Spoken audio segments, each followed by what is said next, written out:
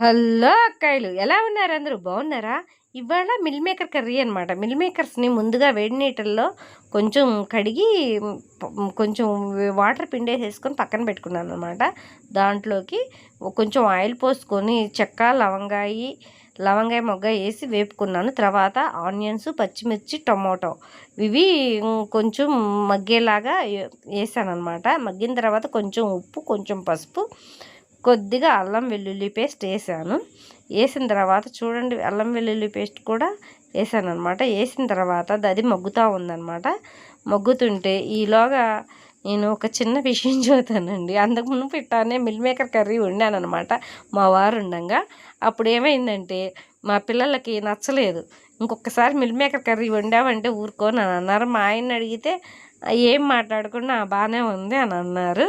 ఇంకా ఆ తర్వాత ఏం చేశానంటే, ఇక పిల్లలు ఇష్టంగా తినట్లేదు, ఆయన కూడా అంత ఇష్టపడినట్లేడనని ఎప్పుడూ వండలేదనమాట. మళ్ళీ ఇవాళ కూర ఏం లేదని చెప్పి మిల్ మేకర్ కర్రీ చేద్దాము, చానాళ్ళు అయిందిగా చేసి అని చెప్పి చేశాను. అయితేనండి చాలా బాగా కుదిరింది, చాలా టేస్ట్గా ఉంది. మనమైతే లొట్టలు వేసుకుంటా, అసలు వేడి వేడి మీద ఉంది, వాతావరణం చల్లగా ఉంది కదా, అసలు మిల్ మేకర్ కర్రీ సూపర్గా ఉందన్నమాట. ప్రాసెస్ మొత్తం చూసారు కదా. అల్లం వెల్లుల్లి పేస్ట్ వేసిన తర్వాత గరం మసాలా, కొంచెం పెరుగు, కాజు పేస్ట్ వేసాను. వేసి కలిపేసేసాను అనమాట. కలిపేసిన తర్వాత మిల్ మేకర్స్ వేసి ఉడకబెట్టాను. బాగా మగ్గనిచ్చాను అనమాట. తర్వాత కొత్తిమీర వేసేసి ఇంకా దింపేసుకుంటాను. ఇహ కూర అయిపోయింది, కొత్తిమీర వేసేసా కదా, ఇహ అన్నం పెట్టేసేసుకున్నాం. మనం ఎప్పుడెప్పుడా లాగిద్దామానని, వేడి వేడిగా తిందామానని ఎదురు చూస్తున్నాను అనమాట. పొగలు కక్కుతుంది, బయట వాతావరణం చల్లగా ఉంది, వేడి వేడి అన్నం, మిల్ మేకర్ కర్రీ అసలు ఎంత టేస్ట్గా ఉందోనండి. నేనైతే లొట్టలు వేసుకొని తిన్నాను.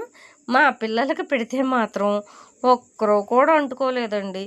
నాకెంత బాధ అనిపించిందో. నాకు మాత్రం చాలా బాగా నచ్చింది, చాలా బాగా కుదిరింది కూడా. నేనైతే ఒక్కసారి కాదు, అబద్ధం ఎందుకు చెప్పాలా, 2 సార్లు వేసుకొని తిన్నాను. పిల్లలకైతే నచ్చలేదండి. సరే, మీకు నచ్చితే మీరు చేసుకుని తినండి.